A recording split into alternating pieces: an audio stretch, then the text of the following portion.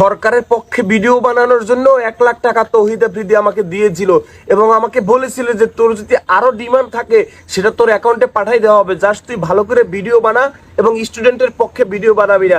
যেই রবার্ট দিয়ে পেছানো 50-50-1 লাখ টাকা বান্ডিল আমি এখন পর্যন্ত খুলিও নাই, ধরিও নাই, কারণ আমার লাইফ রিস্ক নিয়ে ব্যাপার ছিল।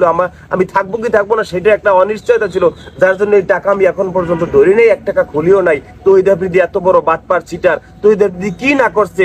তৌহিদ আফ্রিদির কাছে আরো যদি জিজ্ঞেস করা হয় কাকে কাকে টাকা অফার করছে, এখন সব বের হয়ে যাবে, আমাকে পর্যন্ত টাকার অফার করে। হ্যালো বন্ধুরা, আসসালামু আলাইকুম ওয়া রাহমাতুল্লাহ। সবাই কেমন আছেন? আশা করি সবাই অনেক অনেক ভালো এবং সুস্থ আছেন। সবাইকে স্বাগতম জানাচ্ছি আমাদের আরো একটা নতুন ভিডিওতে। প্রতিদিনের মতো আমি আপনাদের সিরিয়াস ফারুকী। দর্শক, আজকের ভিডিও টাইটেল এবং থাম্বনেল দেখে সবাই বুঝতে পেরেছেন আজকে কি বিষয় নিয়ে কথা বলবো। ইতিমধ্যে সামাজিক যোগাযোগ মাধ্যমে আপনারা জানেন যে একসময় মানবতার ফেরিওয়ালা নামে যারা ছিল, বাংলাদেশের মানুষের যাদেরকে মানবতার ফেরিওয়ালা নামে চিনত, ইতিমধ্যে প্রধানমন্ত্রী শেখ হাসিনা, সাবেক প্রধানমন্ত্রী শেখ হাসিনার পদত্যাগের পরে একের পর এক বের হয়ে যাচ্ছে সেসব মানবতার ফেরিওয়ালাদের অতীত ইতিহাস বা কুকর্ম। ইতিমধ্যে সামাজিক যোগাযোগের মধ্যে আপনারা দেখেছেন যে তৌহিদ আফ্রিদি, সোলাইমান সুকন থেকে শুরু করে রাফসানদার ছোট ভাই তৌহিদ, এর পাশাপাশি তৌহিদ আফ্রিদি, তাশরিফ খান, আর.এস. ফাহিম থেকে শুরু করে একের পর এক তাদের মধ্যে যে মাস্টার প্ল্যান বা আপনারা জানেন ইতিমধ্যে যে বিষয়টা সামাজিক যোগাযোগ মাধ্যমে রীতিমতো তোলপাড় সৃষ্টি করেছে। আপনারা ইতিমধ্যে সামাজিক যোগাযোগ মাধ্যমে লক্ষ্য করতেছেন যে ছাত্র আন্দোলনের সময় তাদের যে একটা শেল্টার দেওয়ার যে বিষয়টা ইতিমধ্যে সামাজিক যোগাযোগ মাধ্যমে রীতিমতো তোলপাড়, বা সরকারের পক্ষ হয়ে যে ক্যাম্পিং করেছিল তৌহিদ আফ্রিদি এবং সোলাইমান সুকনের পক্ষ থেকে যে আওয়ামী লীগের হয়ে যে দালালিগুলো করেছিল, ইতিমধ্যে সেগুলো সামাজিক যোগাযোগ মাধ্যমে ব্যাপকভাবে ভাইরাল। অন্যদিকে ক্যাম্পেইন করার সময় কন্টেন্ট ক্রিয়েটরকে টাকা দিয়ে মানে সরকারের পক্ষে বাধ্য করা হয় ভিডিও বানানোর জন্য। ইতিমধ্যে এই বিষয়টা আপনারা জানেন। এই বিষয়টা নিয়ে দেখলাম যে খুবই জোরালো বা খুবই সুন্দর একটা প্রতিবাদ করেছে ছাত্র আন্দোলনে, এক সময় ছাত্র আন্দোলনের পক্ষে থাকে সে আপনাদের সবাই কাফি ভাই, যিনি ইতিমধ্যে সামাজিক যোগাযোগ মাধ্যমে রীতিমতো জনপ্রিয়তা অর্জন করে ফেলেছে। সেই কাফি ভাইয়ের মুখ থেকে কিছু কথা শুনবো, তার কথাগুলো আমার কাছে অনেক ভালো লেগেছে, তাই আমি আপনাদের মধ্যে তার কথাগুলো তুলে ধরলাম। আশা করি ভিডিওটি সবার ধৈর্য সহকারে দেখবেন। আর বেশি কথা বাড়াচ্ছিলাম, শুনুন আমরা বর্তমানে চলমান পরিস্থিতি নিয়ে যে কন্টেন্ট ক্রিয়েটরদের যে একটা দ্বন্দ্ব তৈরি হয়েছে বিষয়টা নিয়ে কাফি ভাইয়ের কি মন্তব্য আমরা একটু দেখে আসবো। সরকারের পক্ষে ভিডিও বানানোর জন্য 1 লাখ টাকা তৌহিদ আফ্রিদি আমাকে দিয়েছিল এবং আমাকে বলেছিল যে তোর যদি আরো ডিমান্ড থাকে সেটা তোর অ্যাকাউন্টে পাঠিয়ে দেওয়া হবে, জাস্ট তুই ভালো করে ভিডিও বানা এবং স্টুডেন্টের পক্ষে ভিডিও বানাবি না। যেই রবার্ট দিয়ে পেছানো 50-50-1 লাখ টাকা বান্ডিল আমি এখন পর্যন্ত খুলিও নাই, ধরিও নাই, কারণ আমার লাইফ রিস্ক নিয়ে ব্যাপার ছিল। আমি থাকবো কি থাকবো না সেটা একটা অনিশ্চয়তা ছিল, যার জন্য এই টাকা আমি এখন পর্যন্ত ধরি নেই, 1 টাকা খুলিও নাই। তৌহিদ আফ্রিদি এত বড় বাটপার চিটার, তৌহিদ আফ্রিদি কি না করছে? তৌহিদ আফ্রিদির কাছে আরো যদি জিজ্ঞেস করা হয় কাকে কাকে টাকা অফার করছে, এখন সব বের হয়ে যাবে, আমাকে পর্যন্ত টাকার অফার করছে। থামেন না ভাই, থামেন না ভাই, থামেন, ওয়েট, জাস্ট ফর ওয়েট। টাকার কাছে কাফি বিক্রি হবে না। তৌহিদ আফ্রিদি আমাকে কোনো টাকার অফার করে নাই, তৌহিদ আফ্রিদি টাকা আমাকে অফার করার মতো এরকম কোনো স্কোপ আমি রাখি নাই, সুতরাং সেই সুযোগ নাই, 5-4টা সুযোগ নাই। বাসলে গাজী মলের সহিত গতকালকে যে বাইক বিকছি তার একটা অংশ এই টাকা। এইবার পয়েন্ট আসেন, সরাসরি চমকে উঠে লাভ নাই। তো পয়েন্টের যেটা কথা, 5-4টা সুযোগ নাই। অনেকদিন পর যৌক্তিক দরবারে গেস্ট যারা ছিল তারা পানি দেখতেই পাইতেছেন। পানি দেখা যায়, পানি দেখা যায়, এই পানি যার জন্য হচ্ছে গিয়ে তারা আসতে পারে নাই, তারা ঘুমাচ্ছে, তারা কেক দিয়ে আসছে। পয়েন্ট আসেন, মজা করার সময় না এখন আস্তে আস্তে একজন বের হচ্ছে। তৌহিদ আফ্রিদি আমাকে 1 লাখ টাকা দিচ্ছে, 3 লাখ টাকা দিচ্ছে, আমাকে এটা কাইটে ফেলবে, আমাকে গলা কাইটে ফেলবে, আমাকে সেটা করবে। আমার জীবনের সূচি এইটাই হচ্ছে মামা, তোর হচ্ছে গিয়া লাইফ চেঞ্জের একটা ব্যাপার। তুই এখানে যদি এখনই হচ্ছে গভর্নমেন্টের চোখে পড়া, শেখ হাসিনার চোখে পড়া, এখন নানান কথার শেষ নাই। তা তখন আপনারা কইছিলেন, তখন কেন বলেন নাই? না তখন কেন বলেন নাই? আপনারা বলেন নাই যে তৌহিদ আফ্রিদি আমাকে এই ফোর্স করছে, টাকার অফার দিয়েছে। আপনারা যদি তখনই বলতেন তা কাহিনী তো তখনই শেষ হয়ে যায়। 5 তারিখ পর্যন্ত তারা আসে না। সবাই মিলে যদি আমরা আওয়াজ উঠাইতাম 5 তারিখ পর্যন্ত তো আসে না। তারপর তো আবু সাইদ মরে না, মুগ্ধরা মরে না, নাম না জানা মানুষ মরে না, ফলক ইন্টারনেট বন্ধ করার তো কোনো সুযোগ পায় না। আমরা যদি সবাই মিলে দাঁড়াইয়ে যাইতাম, তাহলে আপনাদের মুখও টাকা দিয়ে বন্ধ করে রাখছিল। ভয়ভীতি তো পরের কথা। তা এটা মানুষের লজিক, মানুষের মস্তিষ্ক, মানুষের আপনি তৌহিদ আফ্রিদির কাছে বিক্রি কেন হবেন? আপনার মেধা নাই, আপনার ঘিলু নাই, আপনার মাথায় মাল নাই, আপনার মাথায় স্টুকলু নাই, আপনার মাথার ব্রেন নাই। আপনার ব্রেনটা কোনটা বলে? আপনার ব্রেনটা বলতেছে আমি স্টুডেন্টদের পক্ষে থাকবো, আমি দেশের পক্ষে থাকবো, কিন্তু আপনি ভয়ের জন্য কথা বলতেছেন না। তাহলে সে জীবন রাইখা কি লাভ হইবে আপনার? আপনি যে সেই জীবন রাখছেন, আপনি যে সেই ভয়ে থাকছেন, আপনার ভয়ে থাকার জন্য কি হয়েছে দেখেন না। আপনি মরেন নাই, আপনার লাইফ রিস্ক ছিল, আপনি আয়না করে যান নাই, যাইতে পারেন নাই, সেই সময় আসে নাই, ওকে ফাইন। কিন্তু আপনি যে কথাটা বলেন নাই, তৌহিদ আফ্রিদি যে আপনাকে যে টাকাটা দিছে, এই কথাটা যে আপনি মুখ খুললে বলেন নাই, আপনার এত বড় ফ্যান বেস, আপনাদের মিলিয়ন মিলিয়ন ফ্যান বেস, আপনারা যে মুখ খুললে বলেন নাই। আপনি মুখ খুললে বললে তৌহিদ আফ্রিদি আরো আগে সরে যায়, আপনি মুখ খুললে বললে এই সরকারই আরো আগে সরে যায়।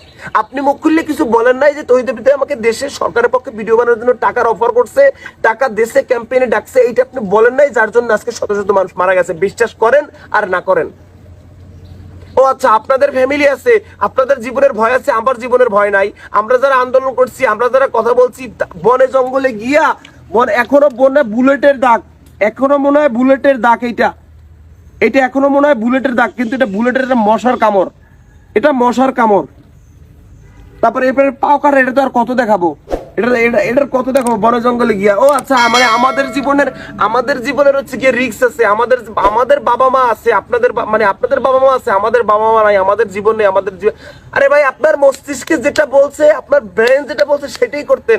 আজকে যদি সরকার পতন না হইতো, আজকে যদি শেখ হাসিনা না পালাইতো, আপনারা সাহসা থাকতেন। এটা বিশ্বাস করেন না? এটা তো খুব সুন্দরভাবে বিশ্বাস করেন। আপনারা ঠিকই আবার 5-8টা মানুষের টপে থাকতেন, মানুষকে ভুল বুঝে, মানুষের ইমোশন নিয়ে আজকে আপনারা ঠিকই রামরামা পায়ের উপরে পা ফেলাই তারপর খাইতেন। তারপর যারা কথা বলছে, হাজারো লাখ স্টুডেন্ট, গার্ডিয়ান, এর রাস্তায় আয়না করে ঢুকে যেত, আপনারা সুন্দর করে খেলা দেখতেন আর মিডি মিডি হাসতেন, আর তৌহিদ আফ্রিদির সাথে যে মোসের সাথে মোস মিলে যে খাইতেন। এটাই তো হইতো। কিন্তু দেখেন, কালো হাত, অপশক্তি, হ্যাডাম, এগুলো কিন্তু কিছু টেকে নাই, এগুলো টেকে নাই। যুগে যুগে যেই আসবে, যেই করতে চাইবে, কখনোই টিকবে না। কিন্তু আপনাদের দায়, এটা আপনাদের দায়। নীরবে আসতে এখন ফেজে এসে, লাইভে এসে বিবৃতি দিয়েন না যে আমাকে এত দিছি, এত করছে, জীবনের হুমকি দিছে, এটা করছে, সেটা করছে। লজ্জা থাকা উচিত আপনাদের লজ্জা থাকা উচিত। এই সরকার যদি পতন না হইতো, এগুলো আপনারা কখনো বলতেন না। এখন বলতেছেন কিভাবে?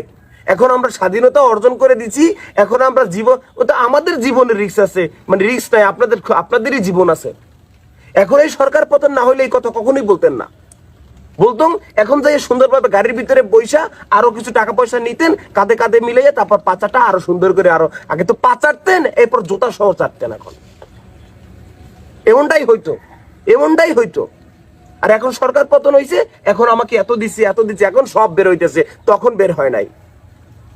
বিশ্বাস করেন আর না করেন, তখন যদি সবাই মিলে মুখ খুলতেন, এত জান যাইতো না, এত ক্ষয়ক্ষতি হইতো না, এই গভর্নমেন্ট আগেই পালাইতো। কিন্তু আপনারা গভর্নমেন্টকে সরাইতে চান নাই। যখন এক দফায় চলে আসলো, আপনারা গভর্নমেন্টকে সরাইতে চান নাই। আপনারা গভর্নমেন্টের এই খুনি হাসিনার পক্ষে আপনারা কথা বলছেন। আপনারা চুপ থাকছেন, টাকা পয়সা পাইয়া, জীবনের রিস্ক পেয়ে, যেভাবে আপনারা চুপ থাকছেন, শুধু চুপ থাকা না, আপনারা এই শেখ হাসিনা, খুনি হাসিনাকে আপনারাও পালছেন। কারণ আজকে হাসিনার যদি পতন না হইতো, আনফরচুনেটলি হোক, ফরচুনেটলি হোক, পতন যদি না হইতো, এত লাখ টাকা দিচ্ছে, এই কথা আসতো না, এই কথা হইতো না, এই কথা আপনারা মুখ খুলে বলতেন না। আজকে ওই যমুনা টিভিরে আমরা পাহাড়ে উঠে ফেলাইছি না, ওই মেয়ে সাংবাদিক জার্নালিস্ট, সেম এই মন খুলে আটকাইতে পারতো না সমন্বয়ককে, পারতেন না, আপনারা এই কথা বলতে পারতেন না। এখন আসছেন সিম্পিতি নিতে, এখন আসছেন আমাকে এতটা গল্প বানাইতে। না, আমি মনে করি বানায় নাই, ঠিক আছে, গল্প বানান নাই, বানাই বলেন নাই, মানুষের সিম্পতি নিতেছেন না, দিস ইজ ট্রু, সব ঠিক আছে। তো ওই আপনি আপনাকে অফার দিছে, তখন বলতেন, তখন কেন বলেন নাই? এই জন্য লাশের ভাগিদার আপনিও ভাই। বিশ্বাস করেন না করেন, মাথা দিয়ে খাড়েন, মাথা থাকলেই ঠেলেন না, মাথা দিয়ে চিন্তা করেন। আপনি তখন মুখ খুললে আরো একজন মুখ খুলতো। জীবনের রিস্ক নিয়ে তো কথা বলছি, আরো তো মানুষজন কথা বলছে, এভাবে আপনারাও যদি কথা বলতেন, গভর্নমেন্ট তৌহিদ আফ্রিদি তো পরের কথা, তো শুরুতে এসছে কট খেয়ে যেত যে আরে আমি যারে অফার দিই, যে আমার বন্ধু, যারে আমি টাকার অফার দিই, এতে আমার বিপরীত হয়ে যায়, আস্তে করে আগে থাকতে আস্তে দেশ সাইডে চলে যেত। তারপর গভর্নমেন্টও চাপে পড়েছিল, কিরে ইনফ্লুয়েন্সার, কন্টেন্ট ক্রিয়েটর, যাদেরকে তরুণরা ফলো করে, যা করে, সবাই আমার বিপক্ষে যাচ্ছে, ঘটনাটা কি? আরো আগে চাপে পড়তো। যত চাপে পড়ে নাই, তত কিন্তু এই গভর্নমেন্ট গুলি চালাইছে এবং মানুষ মরছে, নিখোঁজ হয়েছে। এখনো যাই দেখেন, কারো ছেলে সন্তানের খবর এখনো জানে না। এখন মেডিকেলে যাই দেখেন, গুলি নিয়ে কাতরাচ্ছে, চোখ নাই, এক চোখ হাতে নিয়ে তারপর দেখতেছে চিকিৎসা পাইতেছে না, টাকা পাইতেছে না। এখন হচ্ছে এইটা আপনার আগাই আসলে এটা হইতো না। লজ্জা থাকা উচিত আপনাদের। সাহস নিয়ে কথা বলেন, সাহস নিয়ে কথা বলার তো কিছু নেই ভাই। যেটা সত্য সেটা সত্য, সত্যকে সত্য বলেন না। আপনাকে একজন টাকার অফার দিচ্ছে এই ঘুনি গভর্নমেন্টকে টিকাই রাখার জন্য, তার ব্যাপারে ভিডিও বানানোর জন্য। আপনি জীবন লাইফ রিস্ক কথা চিন্তা করে আপনি কথা বলতেছেন না, অথচ আপনার বিশাল একটা ফ্যান বেস। আপনি সেখানে একটা কথা উঠলি, যে টাকার অফার দিচ্ছে ওর গোষ্ঠী আসতে ভিতরে ঢুকাই দিত মানুষ তো সত্য মিথ্যা কোনটা সেটা তো বিচার করতে পারতেছে, তাই না? তা আপনি কেন বলেন নাই? লজ্জা থাকা উচিত। এখানে সাহসের পরিচয় কিছু নাই। আপনি একজন অনিয়ম ভাবে আপনাকে টাকার অফার দিছে, আপনি সেটা হজম করছেন, চুপ থাকছেন, আপনি বলেন নাই, আপনি সত্যটা বলেন নাই। আপনি সত্যটা না বলার কারণে অনেক লাশ, অনেক মায়ের কোল খালি হয়েছে। That's true. আপনি সত্য না বলার কারণে অনেক পরে দেশ স্বাধীন হয়েছে। আপনি সত্য বললে আরো আগে দেশ স্বাধীন হইতো, মায়ের বুক এত খালি হইতো না। That's true. প্রিয় দর্শক, ভিডিওটি ভালো লাগলে অবশ্যই শেয়ার করে দিবেন। আমাদের চ্যানেলটিতে নতুন করে চ্যানেল সাবস্ক্রাইব করতে ভুলবেন না। কাফি ভাইয়ের মন্তব্যগুলো ইতিমধ্যে আপনার কাছে কেমন লেগেছে দ্রুত কমেন্টে জানিয়ে ফেলুন। দেখা হবে না কোনো ভিডিওতে। ভালো থাকবেন, সুস্থ থাকবেন। আল্লাহ হাফেজ।